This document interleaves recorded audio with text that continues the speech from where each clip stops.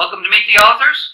We're here in Orlando at the Florida Writers Association, where there are over 500 authors of all different varieties and genres. And today we have with us Howard Hammerman. Hi, Howard. Thanks for coming on the show. Glad to be here. And Howard has a long history in the South. He was active in the Civil Rights Movement, and now he's retired down into the South in Florida, like so many of us, to enjoy this warm weather. And he's going to talk about his book. Show us your book. Okay. Here's my book. It's Flying Blind. It's an action-adventure novel about a good man who does some bad things for good reasons. So, a good man who does bad things for good reasons. Yes, sir. Yeah, they say that all the time, don't they? Well, it's based on some personal experiences that I've had. Tell me. In fact, the first 6 pages are really autobiography. Or maybe a little more than 6.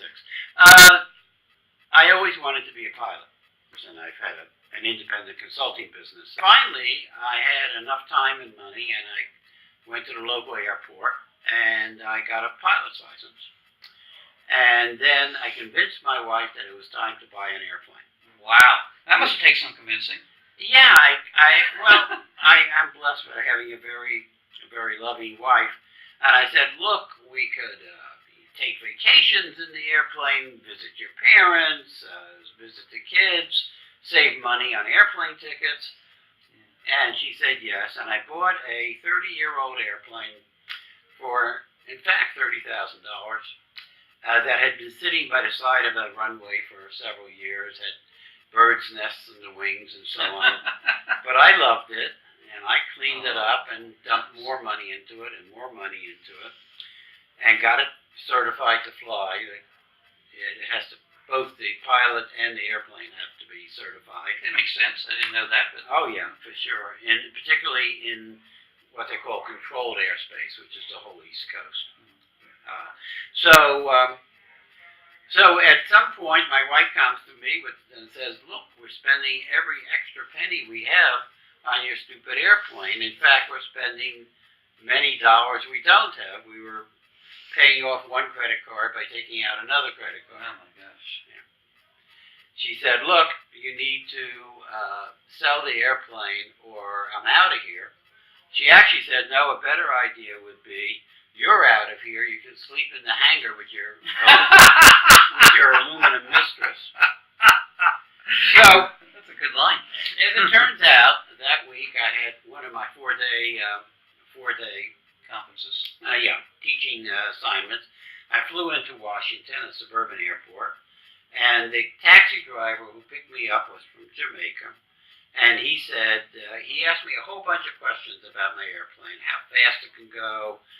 He said, well, how long would it take you to fly down to Florida and come back to Washington, D.C., and so on, and I was really not paying much attention. I was writing a for sale ad at that time.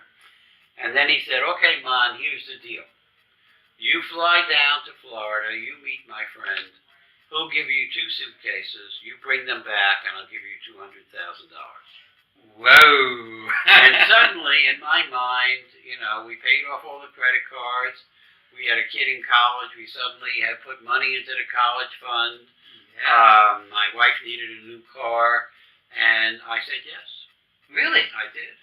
Wow, what a great And meanwhile, so we're on the way to a hotel while all this is happening, and I'm thinking about it. And they called me an analyst, right? So I was trying to analyze it. And I figured out that the cost of a 9mm bullet was a lot less than $200,000. And so I finally said no. But that's the first 20 pages of my book. Okay.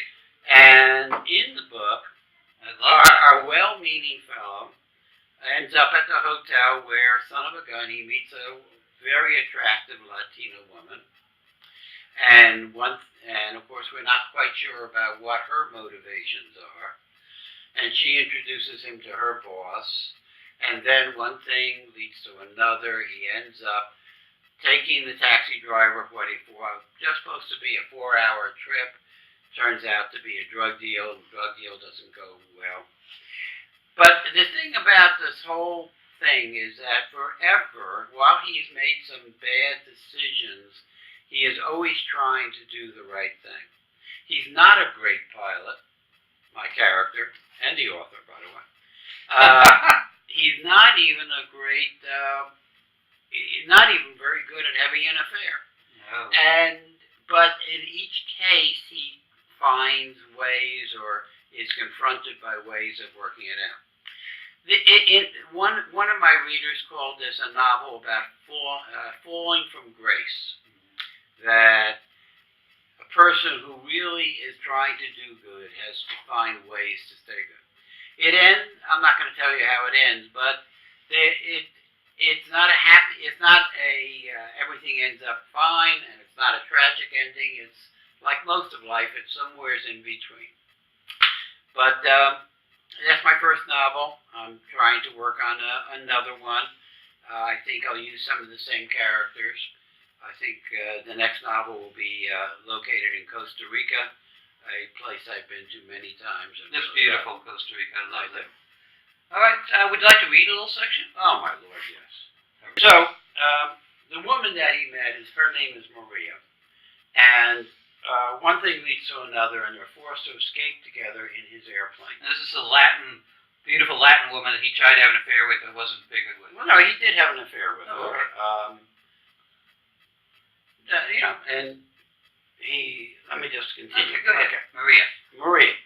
And because the drug deal that went bad, and he ends up with 2 bags at the end because everyone else is dead.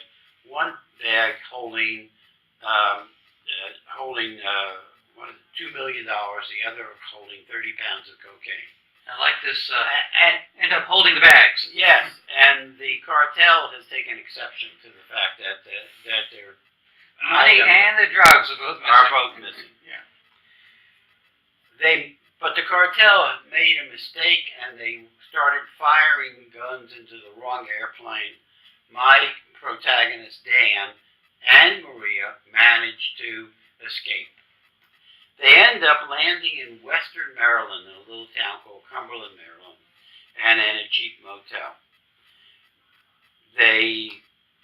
At this point, they stay there, and she sends them into town to get some rum and cigarettes. Now I'm going to read it. Now I'm going to read it. Yes. On my way into town, I realized that I left Maria with $10,000 in cash, a gun, and 30 pounds of cocaine. Would she still be there when I returned? As luck would have it, the liquor store was next to a sub shop. As I placed my food order, I went next door for the other items. An older black man and I were the only customers. I bought a fifth of rum and a 6-pack of Corona to the counter, where I asked for a carton of Camels to complete the purchase. On a whim, I added 10 $2 instant scratch-off lottery tickets. I turned to leave when the customer advised, "Ain't you going to check your tickets?" It was a good idea. If I win, God's telling me that I'm doing the right thing. 3 tickets had matching numbers. I handed the winners to the clerk. He ran it through the computer and said, "You're a winner," and handed me a $100 bill. I smiled and looked at the ceiling and whispered, "Thanks." No one noticed. Smiling from ear to ear, I drove back towards the motel with my purchases. Surely it was a sign, but I couldn't discern for what. Despite what I said to Maria, part of me longed for my old life. Her New York drug dealing plan scared me to death. Part of me wanted Beth, that's his wife. Not the angry, sarcastic woman she had become, but the way she was during our honeymoon. But she wasn't that woman anymore. Did I want Maria, the woman who hit me on the head and tied me up and held me at gunpoint? The woman who rolled in the trash with me, who broke all the rules, who wanted me in the most elemental way? Love that. What a great story. You're a wonderful writer, and I'm really excited. So where can people get your book? It's on Amazon. Okay. Amazon.com. I have a website, blindblindnovel.com. There you go. There's a Facebook page, Blind Novel. I'll put that on. It'll be on little white things under your picture there. I'll give you the links. Okay. And so all these things are available. I think it's on Barnes & Noble as well, and Smashwords is another one. And I'd be delighted to come to Mississippi and talk to any book group that might be interested in having me. Yeah, that's good. That's a really good idea, because there are people who will do that. And he's going to come stay with me, and I'm going to prove to him how wonderful Mississippians are. How to become. Yes, become. All right, that was wonderful. Nice to have you on the show, Howard. Thanks for coming on. Thank you. Thank you for bringing us into your household.